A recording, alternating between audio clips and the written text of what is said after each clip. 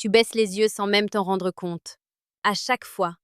Dans la rue, au travail, face à quelqu'un qui t'impressionne, ton regard fuit. Et sur le moment, ça te semble anodin, presque naturel. Tu te dis que ce n'est rien, que c'est juste ta personnalité, que tu es comme ça. Mais ce que tu ne vois pas, c'est que ce simple geste, répété des dizaines de fois par jour, est en train de grignoter quelque chose de beaucoup plus profond, ta perception de toi-même. Parce que le regard, ce n'est pas qu'un échange visuel, c'est un langage silencieux. C'est une affirmation, c'est une présence. Et quand tu l'évites, tu envoies un message clair, non seulement aux autres, mais surtout à toi-même. Tu dis « Je ne suis pas à la hauteur, je ne mérite pas d'être vu, je préfère disparaître ». Le stoïcisme enseigne une chose essentielle. Ce ne sont pas les événements qui nous affectent, mais le jugement que nous portons sur eux. Et dans ce cas précis, le problème n'est pas le regard des autres. Le problème, c'est la signification que tu lui donnes. Tu associes le contact visuel à un danger, à un jugement, à une exposition inconfortable. Alors tu l'évites. Et en l'évitant, tu renforces cette peur. C'est un cercle invisible. Plus tu évites le regard, plus tu te sens inférieur. Et plus tu te sens inférieur, plus tu évites le regard. Marc Aurèle aurait dit quelque chose comme ceci. Ce que tu redoutes n'a de pouvoir que celui que tu lui accordes. Et aujourd'hui, sans t'en rendre compte, tu donnes énormément de pouvoir à un simple échange de regards. Imagine un instant deux personnes. La première marche dans la rue, regarde droit devant elle, soutient brièvement le regard des passants, sans arrogance, sans défi, juste avec calme. La seconde marche tête baissée, évite chaque regard, ajuste constamment sa trajectoire pour ne pas croiser quelqu'un. Selon toi, laquelle semble confiante? Laquelle semble solide intérieurement? Et pourtant, la différence entre ces deux personnes n'est pas forcément une question de talent, d'intelligence ou même de réussite. C'est une question d'habitude mentale. Le regard est un miroir de ton état intérieur. Mais il fonctionne aussi dans l'autre sens. Il influence ton état intérieur. Épictète insistait sur le fait que nos actions façonnent notre caractère. Il expliquait que si tu veux devenir courageux, tu dois agir comme quelqu'un de courageux, même si tu ne te sens pas encore prêt. Et c'est exactement ce qui se passe ici. Quand tu forces légèrement ton regard à rester stable, quand tu acceptes ce micro-inconfort au lieu de le fuir, tu es en train d'entraîner ton esprit. Tu lui apprends que ce n'est pas dangereux, que tu peux rester présent, que tu peux supporter la tension. Et au début, ce sera inconfortable, très inconfortable. Ton cœur battra un peu plus vite. Tu auras cette envie presque instinctive de détourner les yeux. Tu sentiras une tension dans ton corps, et c'est normal, parce que tu es en train de casser un automatisme. Mais c'est précisément là que se trouve la transformation. Sénèque expliquait que la difficulté n'est pas un obstacle, mais un terrain d'entraînement. Il disait en substance que c'est dans l'inconfort que l'âme se forge. Et éviter le regard, c'est éviter cet entraînement. Tu ne perds pas seulement des interactions, tu perds des occasions de te renforcer. Chaque regard soutenu est une victoire silencieuse. Chaque seconde où tu restes présent malgré l'inconfort est une preuve que tu évolues. Et ce qui est fascinant, c'est que les autres le ressentent immédiatement. Tu n'as pas besoin de dire un mot. Tu n'as pas besoin de te justifier. Ton regard parle pour toi. Il dit « Je suis là. Je ne fuis pas. Je suis ancré. » Et contrairement à ce que tu penses, les gens ne cherchent pas à te juger en permanence. La plupart sont trop occupés à gérer leurs propres insécurités.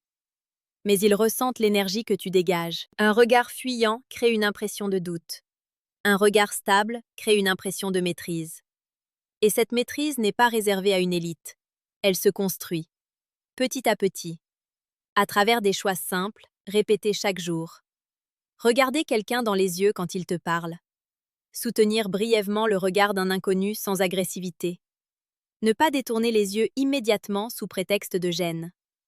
Ce sont des gestes minuscules, mais leur impact est immense. Parce qu'en réalité, tu n'es pas en train d'apprendre à regarder les autres. Tu es en train d'apprendre à ne plus fuir toi-même. Ce qui est surprenant, c'est que la plupart des gens pensent que la confiance vient d'un état intérieur stable. presque magique, qui apparaît un jour sans prévenir. Ils se disent qu'un jour, ils se sentiront prêts, à l'aise, solides, et que naturellement, leur regard changera. Mais le stoïcisme renverse complètement cette idée. Il affirme que ce n'est pas l'état qui crée l'action, mais l'action qui crée l'état. Autrement dit, tu ne deviens pas confiant pour ensuite soutenir le regard. Tu soutiens le regard, et c'est précisément cela qui construit ta confiance. C'est une inversion fondamentale. Quand tu évites le contact visuel, tu obéis à une impulsion. Une impulsion dictée par la peur du jugement, du rejet ou simplement de l'inconfort. Et chaque fois que tu obéis à cette impulsion, tu la renforces. Tu la rends plus automatique, plus puissante, plus enracinée. Épictète aurait reformulé cela ainsi. Tu deviens ce que tu répètes. Si tu répètes l'évitement, tu deviens quelqu'un qui fuit. Si tu répètes la présence, tu deviens quelqu'un qui tient. Et ce n'est pas une question de personnalité. C'est une question de discipline intérieure. Regarde bien autour de toi. Les personnes qui semblent naturellement confiantes ne sont pas forcément à l'aise en permanence. Elles ont simplement appris à ne pas obéir à chaque inconfort. Elles ont compris que la gêne n'est pas un signal d'arrêt, mais un signal de croissance. Le problème, c'est que ton cerveau cherche à te protéger. Il veut éviter toute situation qu'il perçoit comme inconfortable. Et le regard direct, pour lui, peut ressembler à une forme d'exposition, une vulnérabilité. Mais cette protection a un coût. Elle te prive de ton autorité naturelle. Marc Aurèle rappelait que l'homme perd sa dignité quand il agit contre sa propre raison. Et ta raison sait très bien que détourner les yeux n'est pas nécessaire. Elle sait que tu pourrais rester, que tu pourrais tenir. Mais ton réflexe prend le dessus. Alors tu dois rééduquer ce réflexe. Pas en forçant brutalement. Pas en te transformant en quelqu'un de rigide ou d'intimidant. Mais en introduisant une présence calme. Commence par observer. Pas les autres, mais toi-même. Prends conscience de ces moments où tu détournes les yeux, sans te juger, sans te critiquer, juste observer. Puis, progressivement, ralentis ce moment. Quand ton regard veut fuir, reste une seconde de plus. Juste une seconde. Rien de spectaculaire, rien d'exagéré. Une seconde où tu choisis consciemment de ne pas obéir à l'impulsion. Cette seconde est puissante, parce qu'elle crée un espace entre ton réflexe et ton choix. Et dans cet espace, tu récupères le contrôle. Sénèque insistait sur l'importance de reprendre le pouvoir sur ses réactions.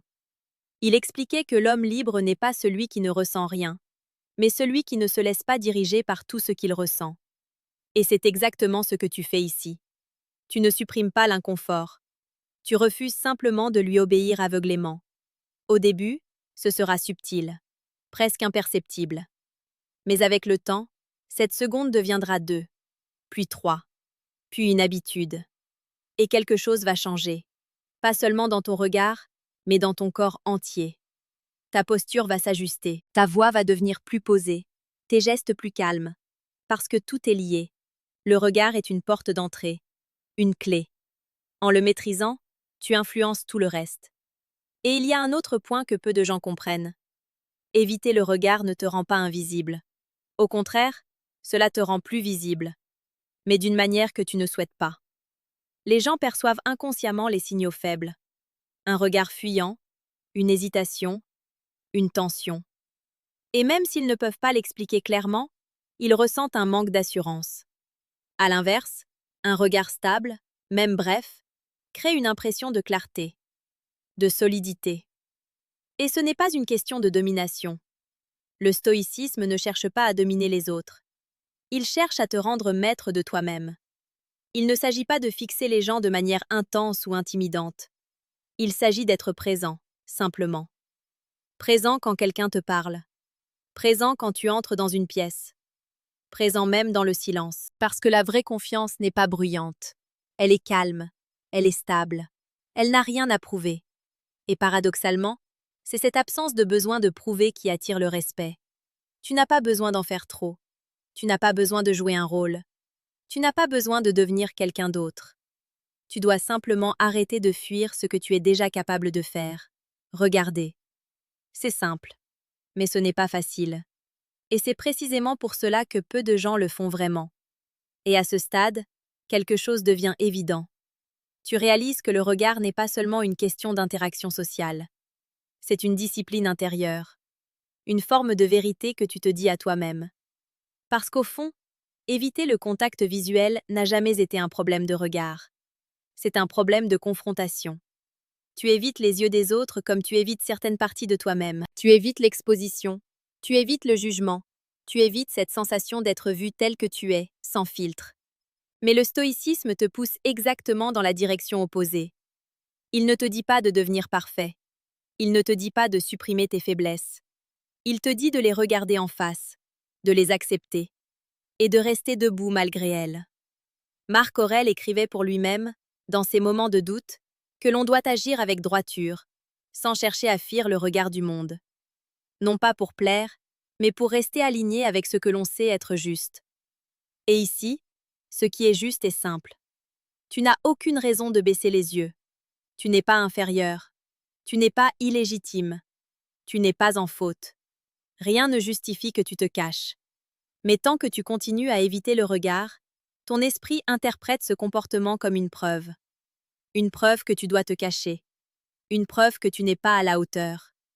Et c'est là que le piège se referme. Tu crois éviter un inconfort momentané, mais en réalité, tu renforces une identité qui ne te correspond pas. Alors que l'inverse est tout aussi vrai. Chaque fois que tu tiens ton regard, même brièvement, même imparfaitement, tu envoies un signal inverse. Tu dis à ton esprit « Je peux rester. Je suis capable. Je ne fuis pas. » Et ce message, répété, devient une conviction. Pas une affirmation vide, pas une illusion. Une conviction construite par l'action. C'est exactement ce que Sénèque voulait dire lorsqu'il expliquait que la confiance ne se décrète pas, elle se pratique. Et cette pratique ne demande rien d'extraordinaire. Elle demande de la constance. Dans une conversation, reste présent une seconde de plus. Quand quelqu'un te regarde, ne détourne pas immédiatement les yeux comme si tu étais pris en faute. Laisse ton regard exister. Et surtout, enlève cette idée que le regard est un combat. Ce n'est pas un duel. Ce n'est pas une épreuve de domination. C'est un échange humain. Rien de plus. Plus tu simplifies cela, plus cela devient accessible. Et à un moment, presque sans t'en rendre compte, quelque chose bascule. Tu n'as plus besoin d'y penser autant. Ton regard devient naturel, stable, calme. Et avec lui, ton énergie change. Les interactions deviennent plus fluides. Les gens t'écoutent davantage. Tu te sens plus ancré, plus présent. Non pas parce que le monde a changé, mais parce que toi, tu as arrêté de te retirer. Et c'est là que réside la vraie transformation. Ce n'est pas spectaculaire, ce n'est pas instantané, mais c'est profond. Tu passes de quelqu'un qui évite à quelqu'un qui assume, de quelqu'un qui fuit à quelqu'un qui reste. Et cette capacité à rester, elle dépasse largement le simple regard. Elle se reflète dans tes décisions, dans tes prises de parole, dans ta manière de gérer les difficultés. Parce qu'au fond, apprendre à soutenir un regard, c'est apprendre à ne plus fuir l'inconfort. Et quelqu'un qui ne fuit plus l'inconfort devient dangereux, dans le bon sens du terme. Il devient difficile à déstabiliser, difficile à manipuler, difficile à ignorer. Pas parce qu'il est agressif, mais parce qu'il est stable. Et la stabilité, aujourd'hui, est une forme rare de puissance. Petite parenthèse, les amis. J'ai créé un manuel complet sur la séduction stoïque. Il t'apprend comment parler avec maîtrise pour créer une vraie attraction. Le lien est en première ligne de la description. On continue. Si tu es arrivé jusqu'ici, c'est que tu as déjà pris conscience de quelque chose que beaucoup ignorent toute leur vie. Et cette prise de conscience est précieuse. Alors ne la laisse pas rester théorique. Applique-la. Pas demain. Pas quand tu te sentiras prêt. Aujourd'hui. Dans ta prochaine interaction, teste. Observe. Ajuste.